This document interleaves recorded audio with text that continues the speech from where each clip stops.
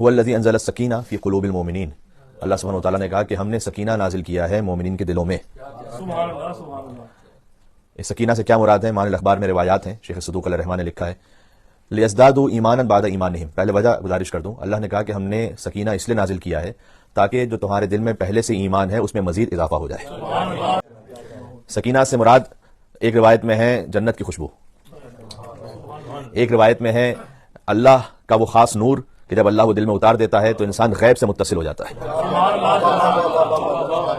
اور اسی غیب سے متصل ہونے کی وجہ سے اس کا جو پہلے ایمان تھا اس میں مزید اضافہ ہو جاتا ہے۔ نبی کے نام سے وسیلہ اور توسل، اس کے لیے علماء اور عرفاء نے کم از کم 10 طریقے لکھے ہیں، میں چاہتا ہوں کہ چند آپ کی خدمت میں بیان ہو جائیں۔ کہ سب سے پہلے تو یہ کہ سورہ مریم کی تلاوت کیجیے اور بی بی رقیہ یا بی بی سکینہ بنت الحسین، جو اہل شام، اہل عراق، اہل ایران رقیہ کہتے ہیں اور اہل ہند اور پاکستان بی بی سکینہ کہتے ہیں، ہدیہ کیجیے سورہ مریم کی تلاوت کر کے بی بی سکینہ بنت الحسین کو اور دعا مانگیں۔ دوسرا طریقہ ہے دعائے توسل پڑھیں بی بی سکینہ بنت الحسین کی نیابت میں اور دعا مانگیں۔ تیسرا طریقہ ہے حدیث قصہ پڑھیں اور ہدیہ کریں بی بی سکینہ بنت الحسین کو اور دعا مانگیں۔ چوتھا طریقہ ہے اما یجیب المضطر اذا دعاہ ویکشف السوء کو 21 مرتبہ پڑھیں اور بی بی سکینہ سلام اللہ علیہا کو ہدیہ کرتے ہوئے دعا مانگیں۔ پانچواں طریقہ ہے ایک استغاثہ، اس استغاثہ کے 7 جملے ہیں الگ الگ، میں اس میں 3 یا 4 آپ کی خدمت میں پیش کروں تاکہ وہ آسان جو جملے وہ آپ کو یاد رہ جائیں۔ یا غیاث المستغیثین کسے یاد نہیں؟ ہر دعا کو میل پڑھنے والے کو یا غیاث المستغیثین یاد ہے، اور وہ دعا بھی سکینہ کے دادا کی سکھلائی ہوئی دعا ہے۔ یا غیاث المستغیثین، اے فریاد کرنے والوں کی فریاد سننے والے، اغثنی، تو میری فریاد کو سن لے، بے مقام السیدہ رقیہ ادرکنی۔ جو یا غیاث المستغیثین اغثنی یہ جملہ وہی ہے، بے مقام سیدہ رقیہ ادرکنی، ایک مقام پر ہے بے مصاب سیدہ رقیہ ادرکنی، بے نور سیدہ رقیہ ادرکنی، بے شفاعت سیدہ رقیہ ادرکنی۔ اے فریاد کرنے والوں کی فریاد سننے والے، تو میری فریاد سن لے، تجھے سیدہ سکینہ کے مقام کا واسطہ، تجھے سیدہ سکینہ کے مصائب کا واسطہ، تجھے سیدہ سکینہ کے نور کا واسطہ، تجھے سیدہ سکینہ کی شفاعت کا واسطہ، اور پھر آپ دعا مانگیں۔ اور ایران کے ایک بہت بڑے عالم ہیں، بزرگ کا نام ہے حاج غلام رضا سازگار، انہوں نے یہ بات بیان فرمائی، وہ خود بھی بزرگ ہیں، وہ کہتے ہیں کہ ایک اور بزرگ مداحی کرنے والے تھے امام حسین علیہ السلام کی، جن کا نام تھا آغا افشار، تو یہ خود بزرگ ہیں، یہ ایک اور بزرگ کا واقعہ سنا رہے ہیں جو دنیا سے جا چکے ہیں، کہ وہ بیان فرماتے ہیں تقریباً یہ آج سے 115 سال پہلے کی بات ہے کہ آغا افشار یہ کہتے ہیں کہ میرے پیروں پر ایک ایسی چوٹ لگی کہ اس کے بعد میں کھڑا نہیں ہو پاتا تھا اور سنبھل نہیں پایا، اور یہاں تک کہ ہاسپٹلائز ہونا پڑا۔ اب لازمی سی بات ہے کہ تقریباً 115 سال پہلے کی بات ہے تو میڈیکل سائنس اتنی زیادہ ایڈوانس نہیں تھی جتنی آج ہے۔ بہرحال میرے پیروں کا رنگ بدلتا گیا اور وہ نیلا پڑ گیا پیر، اور اس کے بعد پیلا پڑنے لگا، اور ڈاکٹرز نے آپس میں جب کچھ بات کہی تو وہ آپس میں انگلش میں بات کر رہے تھے تو میں نہیں سمجھ پایا کیا بات کہہ رہے ہیں، لیکن ایک اور شخص وہاں تھا، اس نے مجھ سے کہا کہ یہ تمہارے بارے میں جو بات ہو رہی تھی وہ یہ تھی کہ زہر تمہارے پیروں میں پھیل چکا ہے اور ٹانگ کاٹ دینے کے علاوہ اور کوئی چارہ نہیں ہے۔ تو آغا افشار یہ کہتے ہیں کہ میں ذاکر امام حسین اور ذاکر بی بی سکینہ تھا، تو اس وقت میں نے دل میں خیال آیا کہ امام حسین علیہ السلام سے توسل کروں، بلکہ اس سے بڑھ کر میں بی بی سکینہ سلام اللہ علیہ سے توسل کروں، اور اس کی وجہ یہ ہے کہ اگر آپ بڑوں سے کچھ کہیے اور وہ نہ بھی دے رہے ہوں تو بچے سے کہتے ہیں تو بچے اصرار کر لیتے ہیں، تو میں حسین کے خانوادے کی ایک بچی سے درخواست کروں کہ وہ اپنے بابا سے اصرار کریں کہ مجھے شفا عطا ہو جائے۔ اور وہ کہتے ہیں کہ میں اس رقت میں تھا کہ میں نے آغا صامت بروجردی کے اشعار پڑھنا شروع کیا۔ آغا صامت مرثیہ گوئی کرتے تھے، تو انہوں نے تقریباً 30 بند سے زیادہ کا ایک مرثیہ کہا ہے بی بی رقیہ بنت الحسین کے لیے، اور وہ میں نے اشعار دہرانا شروع کیے، اور وہ اس میں سے میں چند مصرے آپ کو سناتا ہوں، اور بڑے منفرد ہیں وہ، کہ بود در شہر شام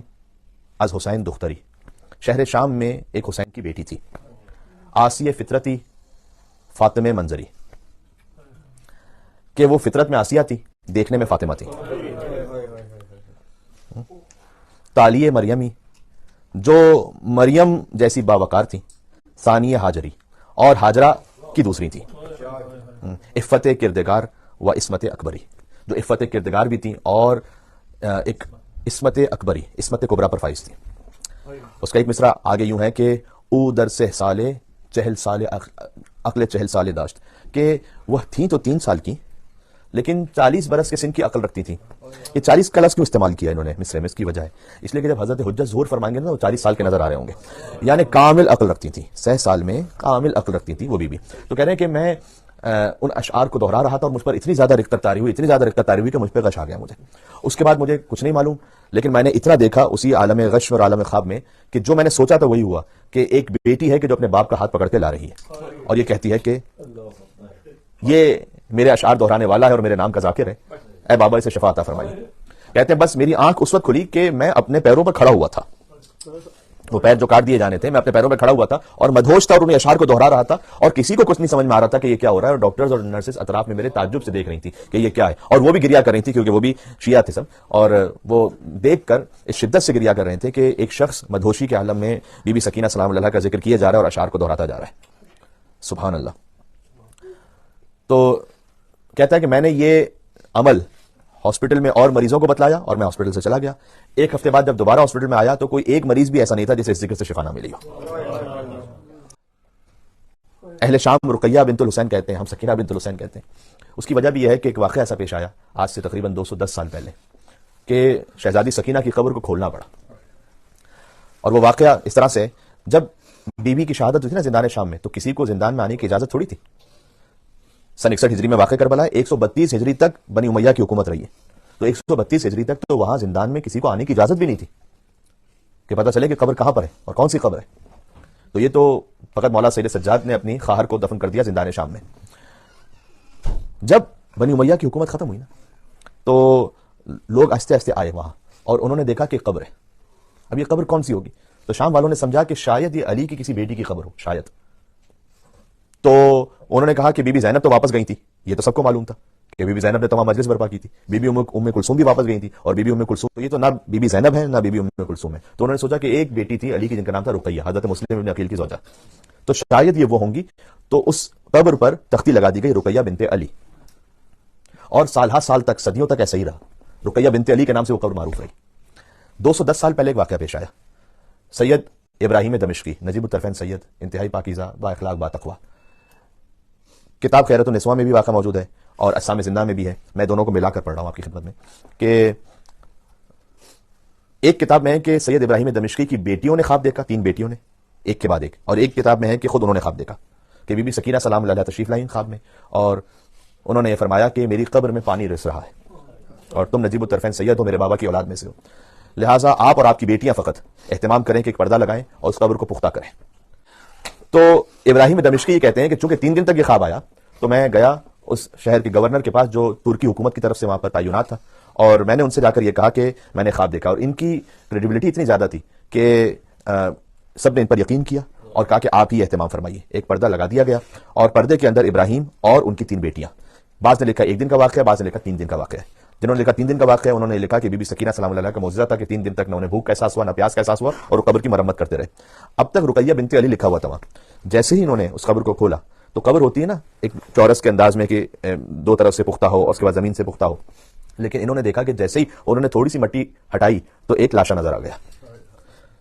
اور واقعاً سوچنے کی بات یہ ہے کہ بیمار امام سید سجاد نے بندے ہوئے ہاتھوں کے ساتھ، جن ہاتھوں میں ہتھکڑیاں ہوں، اپنی بہن کو زندان شام میں کیسے دفنایا ہوگا۔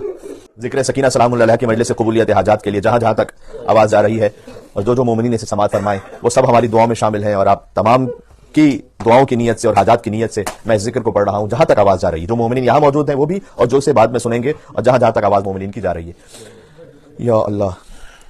کہتے ہیں کہ جیسے ہی ہم نے اس تھوڑی سی مٹی ہٹائی تو ہمیں ایک لاشا نظر آیا، اور ایک چھوٹا سا لاشا تھا 4 سال کی بچی کا۔ تو ہمیں اتنا سمجھ میں آ گیا، سید ابراہیم دمشقی کہتے ہیں کہ یہ علی کی بیٹی تو نہیں ہو سکتی جو 4 سال کی ہو، تو یقیناً یہ حسین کی بیٹی ہوں گی۔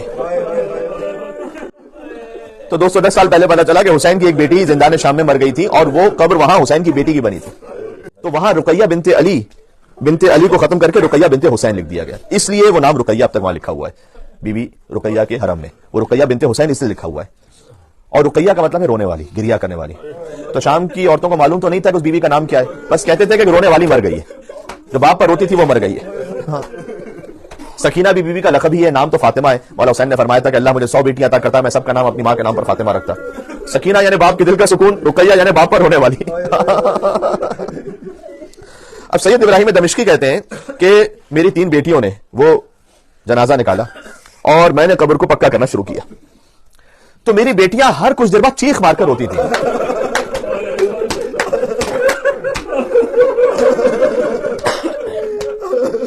تو میں نے اپنی بیٹیوں سے پوچھا کہ حسین کی بیٹی یقیناً بڑی مظلومہ ہے اور یہاں جتنا گریا ہو جائے وہ کم ہے، لیکن تم ہر کچھ دیر بعد چیخ مار کر روتی کیوں؟ تو انہوں نے کہا کہ بابا جب ہر کچھ دیر بعد ہماری نگاہ رخساروں پر پڑتی تھی، يا فاطمة الزهراء يا بنت محمد يا قرة عين الرسول يا سيدتنا ومولاتنا إنا توجهنا واستشفعنا وتوسلنا بك إلى الله وقدمناك بين يدي حاجاتنا من يا وجية عند الله اشفعي لنا. اگر یہاں کسی کا بچہ مریض ہے تو اس کی شفا یابی کے لیے یا وجیت عند اللہ